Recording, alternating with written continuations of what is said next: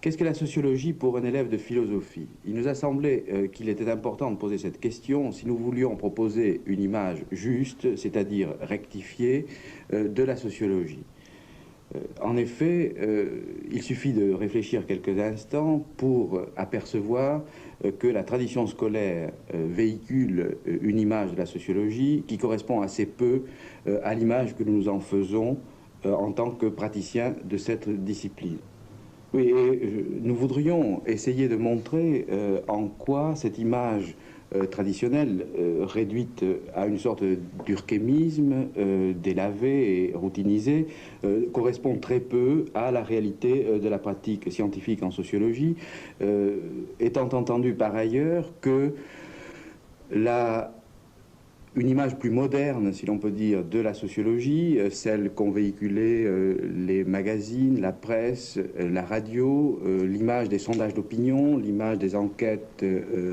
à grand spectacle, n'est guère plus juste que l'image traditionnelle. Oui, on pourrait dire, finalement, il y a toute une imagerie très fournie de ce qu'est la sociologie. Et outre les images scolaires dont nous venons de parler, les images, par exemple, qu'on pourrait appeler prophétiques ou pathétiques, c'est-à-dire ce discours sociologique sur les maux de notre société, sur son destin, lui aussi contribue à éloigner de ce qu'est le véritable travail sociologique. Par exemple, pour illustrer immédiatement les tromperies, enfin les représentations mystificatrices enfin, de la sociologie, je pense qu'un certain type de propos sur la télévision, sur les effets sociaux de la télévision, qui est en continuité directe avec le discours le plus commun sur la fascination qu'exerce la télévision, ce type de propos tend à instaurer dans l'esprit des profanes une représentation profondément fausse de la sociologie, en laissant croire que la sociologie est dans le prolongement du discours spontané sur le monde social. Il y a aussi, enfin, outre cette image prophétique de la sociologie, qui est sans doute la plus voyante, il y a aussi l'image qu'on pourrait appeler pragmatique de la sociologie, c'est-à-dire l'image du sociologue comme assistant social des grands ensembles ou comme conseiller du prince des grandes décisions politiques, image plus prestigieuse ou plus rassurante si on pense à l'assistante sociale, mais finalement tout aussi éloignée de ce qu'est le travail scientifique réel. Oui, bref, si à partir de cette sorte de sociologie, des représentations sociales de la sociologie que nous voulons d'esquisser, nous voulions dégager la problématique qui nous est imposée, nous pourrions la formuler ainsi, est-ce que la sociologie est une science et est-ce que la sociologie est une science comme les autres? Et à cette question, nous voudrions répondre d'une façon assez simple. La sociologie est une science comme les autres, à la différence que le fait qu'on la pense comme différente et que parfois elle se pense comme différente lui rend plus difficile la tâche qui s'impose à elle d'être une science comme les autres. Oui. On pourrait ajouter que ce en quoi la plupart des gens pensent que la sociologie n'est pas une science comme les autres,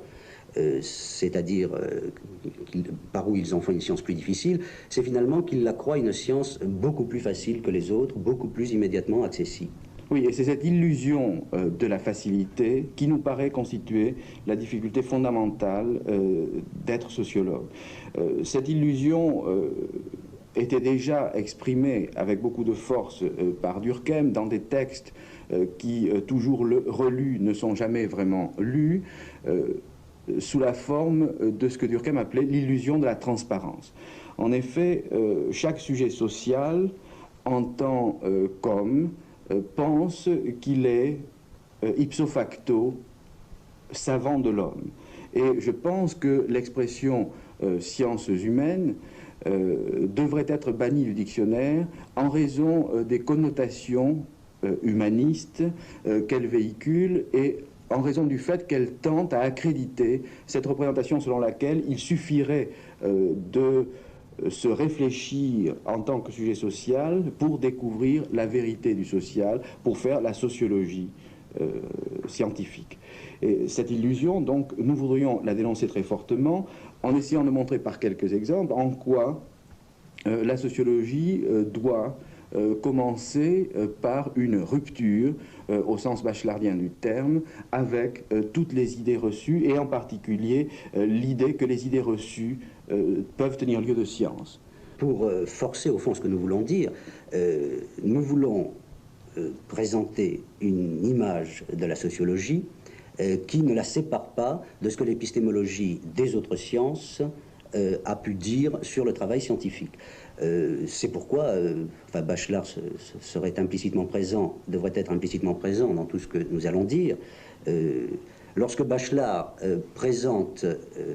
le travail scientifique comme devant satisfaire aux exigences d'une rupture avec toutes les images premières ou perceptives du sujet, lorsqu'il la présente ensuite comme devant construire ses faits, et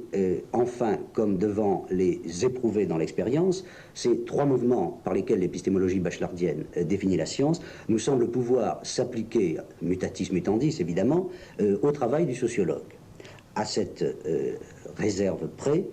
que la rupture, la construction et le constat sont en sociologie beaucoup plus difficiles qu'ailleurs, et presque toujours cette difficulté passe par l'impression ou l'illusion de facilité.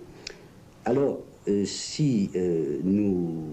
prenons ce premier moment qui constitue l'acte scientifique comme tel, la rupture avec les perceptions premières, c'est toute la sociologie spontanée que chaque sujet social a, qui ici se trouve bien plus difficile à surmonter que la physique spontanée dont parlait par exemple Bachelard. Cette sociologie spontanée que Durkheim analysait sous le nom de prénotion, cette sociologie spontanée, c'est-à-dire cet ensemble d'opinions que tout le monde a sur la manière dont marche la société, sur les raisons pour lesquelles les trains n'arrivent pas à l'heure ou pour lesquelles on est en retard parce qu'il y a des embouteillages, etc. Cette sociologie spontanée, il est très difficile de s'en débarrasser. Finalement, même le sociologue est toujours habité par le sujet social qui n'a jamais complètement fini d'être, et par conséquent, la tâche de critiquer les prénotions de la sociologie spontanée est une tâche toujours recommencée, et c'est une tâche que le sociologue doit perpétuellement reprendre dans son travail de recherche, quelle que soit l'opération à laquelle il est affronté. Ce qui rend la sociologie spontanée particulièrement pernicieuse, c'est que elle ne se contente pas de donner des explications ad hoc, enfin pour tous les problèmes sociaux que pose la vie quotidienne, c'est-à-dire qu'elle ne se contente pas d'annuler les problèmes en les résolvant à trop bon compte, elle repose sur une philosophie du social qui est aux antipodes, enfin, de la philosophie du social que la sociologie doit poser par postulat pour se constituer en tant que tel. Et en particulier, cette sorte d'athéisme du monde moral, pour reprendre la formule de Hegel, que le sujet social véhicule dans son expérience, porte chaque sujet social à vivre le monde social comme lieu de volonté libre, lieu d'actions qui sont inspirées par des intentions conscientes, délibérées et à la limite arbitraires. Bon. Dans ces conditions, on voit que la sociologie ne peut pas ne pas rompre décisoirement et décisivement avec cette philosophie en posant par postulat que les sujets sociaux ne savent pas le sens de ce qu'ils font et que, lors même qu'ils croient le savoir, ils engagent dans leur conduite un sens objectif qui n'est jamais réductible au sens vécu. Bon, ce postulat que nous pourrions appeler postulat de la non-conscience n'est autre chose que la reformulation dans le langage propre d'une science de l'homme du postulat du déterminisme méthodologique. Je crois qu'on pourrait maintenant essayer d'énoncer le principe commun à toutes ces images publiques de la sociologie que nous avons énumérées en débutant. Et ce principe, c'est finalement celui de l'humanisme. C'est-à-dire que la sociologie porte ce handicap que tout homme se croit un peu sociologue parce qu'il est homme. Il pense qu'il suffit d'être humain pour être sociologue et qu'on peut rester humain tout en étant sociologue. C'est cela, parce que tout homme porte un quasi-sociologue en lui, et le sociologue hésite toujours à abdiquer l'homme que les autres hommes lui demandent de rester. Et on aurait dans l'humanisme, à mon avis, le principe de toutes les résistances à ce qui fait l'aspect proprement scientifique du projet sociologique. Et par exemple, une façon noble, enfin, de formuler la question naïve que le grand public pose aux sociologues pourrait être: la sociologie est-elle un humanisme? Et en fait, un certain type de représentation philosophique, enfin, tendrait à répondre oui à cette question, en présupposant que la sociologie peut être une science réflexive par opposition à la science expérimentale, c'est-à-dire que par un certain retour réflexif sur l'expérience originaire du social, sur la manière d'être homme en société, sur les relations par entre les hommes, qu'il s'agisse des relations à l'intérieur de la famille, des relations de conflit ou de consensus à l'intérieur des groupes, etc. Par une réflexion de ce type, on pourrait développer un discours qui permettrait finalement de faire l'économie de l'expérience. Or, en fait, la sociologie est une science expérimentale, c'est-à-dire que le sociologue n'est pas un homme de cabinet qui réfléchit sur son expérience vécue, mais quelqu'un qui se donne les moyens de recueillir non seulement l'expérience vécue des autres, mais surtout leur conduite, leurs actions réelles. Et c'est à partir de cette connaissance scientifique, enfin des actions des autres, de leur conduite, de leurs propos, à la rigueur, qu'ils constituent ce système de relations objectives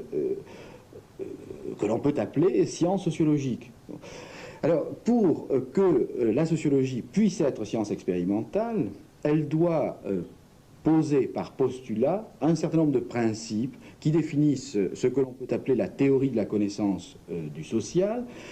Ces principes qui sont purement et simplement le contre-pied des présupposés implicites de la sociologie spontanée. Alors, ces principes, bon, nous en avons déjà formulé un, le principe de la non-conscience, et nous disons non-conscience plutôt qu'inconscient, parce que le mot inconscient véhicule enfin des significations mal contrôlées, ne serait-ce que parce que il y a la concurrence de la psychanalyse, enfin, quant à ce concept. Bon, principe de non-conscience, ou encore principe selon lequel la signification des conduites humaines est inséparable du système de relations sociales dans lequel elle s'accomplit. Oui. Et là, pour le dire brutalement, ça veut dire, pour le sociologue, nature humaine, jusqu'à plus ample informé, je ne connais pas ou je refuse de le faire intervenir dans ma démarche explicative. Oui, enfin, il me semble qu'il faut s'arrêter. Oui, il faut s'arrêter sur le premier point. Dire que les sujets sociaux se déclarent, se révèlent, ou plus exactement révèlent leur vérité, plutôt dans leur conduite ou dans le système de relations à l'intérieur duquel s'insère leur conduite, que dans leurs propos, dans leurs déclarations d'intention ou dans leurs intentions d'action, c'est dire très concrètement que, par exemple, pour comprendre la situation, ou pour faire la sociologie du cadre moyen, de l'employé de bureau, du petit fonctionnaire au travail, etc., il est beaucoup plus important de connaître la situation objective dans laquelle cet individu travaille, depuis la taille de son bureau, la façon dont est installé ce bureau, l'équipement dont il dispose, les horaires auxquels il est soumis, etc., etc., que de connaître les discours, les propos, les représentations que l'individu a de ses relations. Et en fait, les représentations que l'individu a de ses relations objectives, qui définissent la vérité objective de ce qu'il est, sont très souvent l'écran qui interdit d'accéder à la vérité objective qui est dans ses relations. Je crois que c'est pour ça que le sociologue doit revendiquer dans cette rupture avec les principes de la sociologie spontanée, dans cette rupture par laquelle il accède à la théorie proprement sociologique de la connaissance du social, le sociologue ne doit pas craindre d'aller au-devant, enfin, ou de donner de paraître donner des armes à l'image positiviste que l'on se fait souvent de sa pratique. Enfin, autrement dit, il y a bien sûr cette image tout aussi publique que les autres que nous avions énumérées de la sociologie, à savoir la sociologie comme réductrice de ce qui fait le sens proprement humain des conduites humaines, c'est-à-dire la vieille série d'anathèmes, du moins dans la tradition humaniste de la philosophie, enfin qui cloue au pilori Comte, Taine et Durkheim. Le sociologue, au fond, sinon il ne s'en sortira jamais, ne doit pas craindre de paraître réduire, parce qu'il les construit à sa manière finalement, les conduites humaines,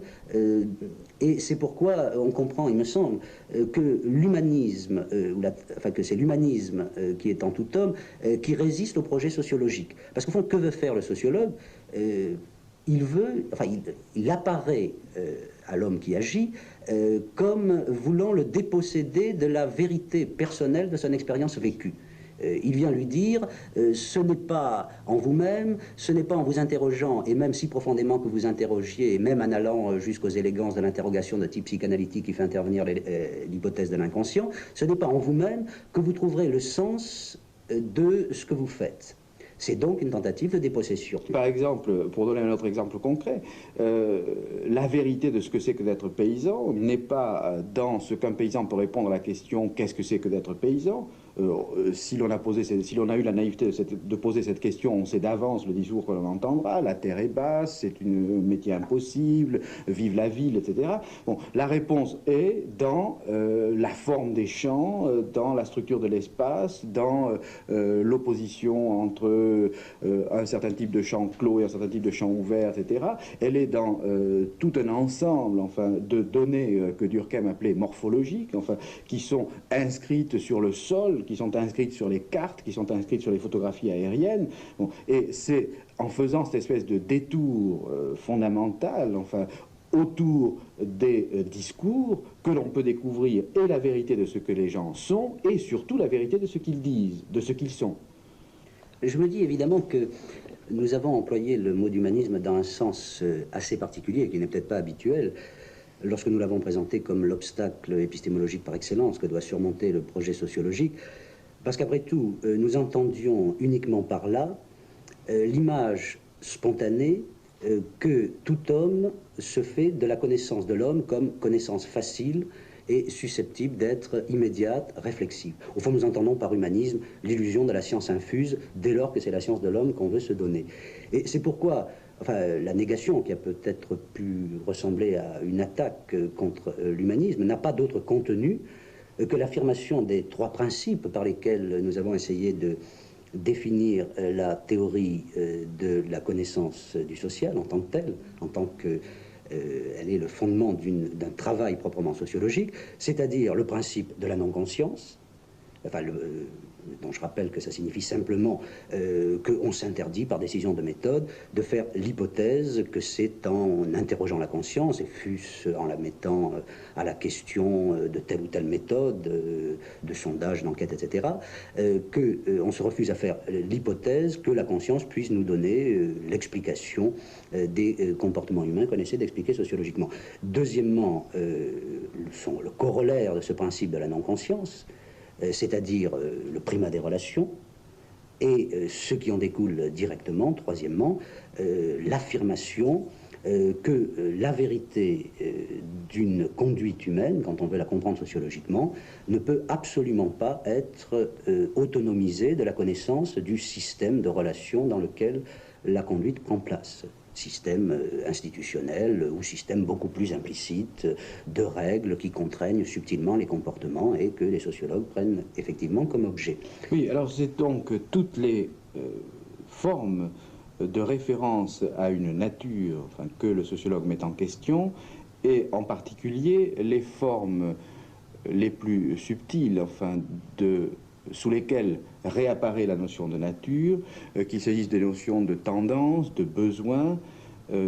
et pour illustrer, enfin, cette sorte de mise en question nécessaire que le sociologue doit opérer, je me référerai par exemple à un des domaines où la conscience commune, surtout la conscience cultivée, tente à situer l'illusion de la nature, l'illusion de la nature humaine. Je pense à ce qu'on pourrait appeler l'amour de l'art. Dans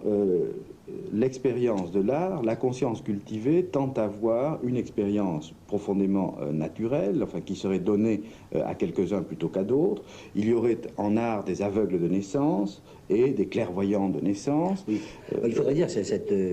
structure de la conscience cultivée culmine évidemment dans la conscience des artistes eux-mêmes, qui en fourniraient le révélateur. Oui, ce sont toujours les virtuoses, enfin, qui sont les plus enclins à l'illusion de la grâce. Et je pense donc que sur un problème comme celui-là, on verrait très bien en quoi consiste le travail du sociologue. Le travail du sociologue consiste à rappeler qu'une conduite, qu'une attitude, qu'une aptitude,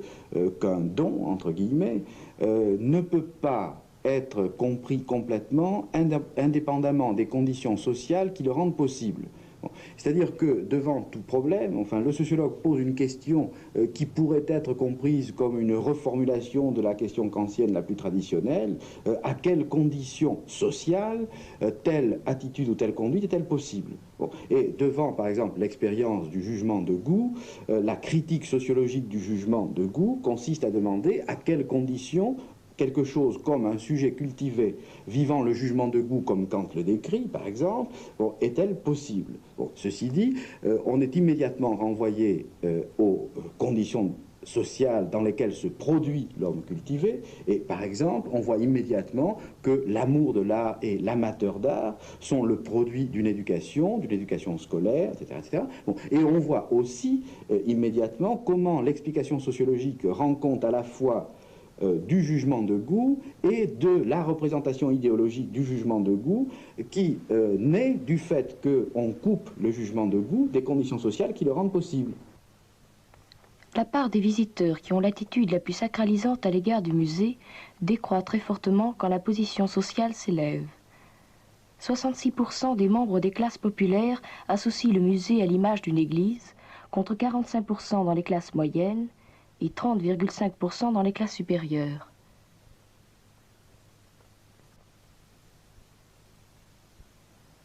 La proportion des sujets qui souhaitent que les visiteurs des musées soient peu nombreux passe de 39% dans les classes populaires à 67% dans les classes moyennes et 70% dans les classes supérieures, qui préfèrent l'intimité choisie de la chapelle à l'affluence de l'église. Bon. Alors là, je crois qu'on arrive à quelque chose d'assez central. En effet, nous avons dit que le sociologue doit, par décision de méthode, enfin, couper en quelque sorte rompre avec le discours spontané que les gens font sur leur expérience. Bon. On voit immédiatement comment, en coupant avec ce discours, le sociologue se donne les moyens de rendre compte de la vérité que ce discours cache et du discours lui-même. Oui, ce qui vient d'être dit ne devrait pas faire croire que la rupture avec la sociologie spontanée est toujours aussi facile. C'est-à-dire qu'on pourrait être tenté de croire qu'il suffit d'envoyer promener à la manière platonicienne la sociologie spontanée, c'est-à-dire ce que disent les gens qui ne sont pas sociologues, qu'il suffirait au fond de cette attitude superficielle de rupture avec les signes les plus extérieurs de la sociologie spontanée pour être ou pour devenir sociologue. En réalité, la rupture avec la notion de nature humaine, comme ce qui interdirait radicalement qu'un discours ait quelque apparence sociologique que ce soit, cette rupture n'est pas aussi facile que pourrait nous l'avoir appris une tradition scolaire, par exemple celle du secondaire, qui nous a assez vite et assez tôt familiarisés avec la critique pascalienne ou dans les textes de Montaigne aussi, de l'illusion de la nature humaine et du discours sur la coutume. En réalité, bien sûr, plus personne, enfin, si, ça arrive quand même, enfin, il est tout de même assez rare que ce soit cette nature humaine des explications des pièces classiques du XVIIe, ce mythe de l'âme humaine, qui pèse sur la sociologie. Ce sont des formes beaucoup plus subtiles de l'essentialisme à l'œuvre dans une pensée qui s'exprime à travers la catégorie de nature humaine, c'est-à-dire des formes qui ont revêtu une apparence savante. J'en prendrai des exemples justement dans le discours sociologique. Et ce sont même des mots, ce que je vais prendre pour exemple, à savoir les mots de prestige, de recherche du pouvoir ou de recherche du profit. Ces schèmes explicatifs ont une apparence sociologique et en réalité, dans la plupart des analyses où ils interviennent, lorsque l'on creuse, on aperçoit qu'ils ne font que monnayer d'une manière plus moderne et en apparence plus irréprochable les vieux mécanismes de la nature humaine, c'est-à-dire au terme desquels rien n'est nouveau sous le soleil. De même que nous avons rectifié l'image humaniste, cette vérité première qui n'est qu'une erreur première, nous avons, me semble-t-il, à rectifier maintenant l'image positiviste de la sociologie que nous avons endossée à dessein et consciemment. En effet, il serait dangereux de croire que la sociologie se contente, enfin, d'évacuer les représentations conscientes que les sujets ont de leur action sociale, d'évacuer même le discours que les sujets sociaux tiennent sur ce qu'ils font. La tâche de la sociologie n'est achevée que lorsque elle s'est donné les moyens d'expliquer ce discours qu'elle a évacué et qu'elle a dû évacuer pour pouvoir l'expliquer. C'est-à-dire que la sociologie doit rendre compte non seulement des relations objectives, des régularités objectives auxquelles obéissent les conduites, mais aussi de la relation que les sujets entretiennent avec ces relations objectives. Oui, là on pourrait prendre n'importe quel exemple. Par exemple celui de la vocation pour tel ou tel type d'études, les mathématiques plutôt que les lettres, que se reconnaît, que vit psychologiquement telle ou telle catégorie d'étudiants, c'est-à-dire selon son sexe ou selon son origine sociale, il serait inutile, c'est ce que nous avons essayé de dire, il serait vain de trop attendre du discours que tiennent sur leur vocation les étudiants, quand il s'agit de faire la sociologie de la vocation. Mais et il faut s'adresser à la statistique objective qui nous montre comment, en fonction de leur, qui nous dit comment, en fonction de leur sexe ou de leur origine sociale, les étudiants sont plus ou moins représentés dans tel ou tel type d'études. Il ne faut pas lire seulement dans ce tableau l'inégalité des chances d'accéder à l'enseignement supérieur selon l'origine sociale ou le sexe. Il faut y chercher aussi le moyen de comprendre les attitudes des enfants originaires de ces différentes catégories à l'égard de l'enseignement. Les espérances subjectives sont fonction des chances objectives.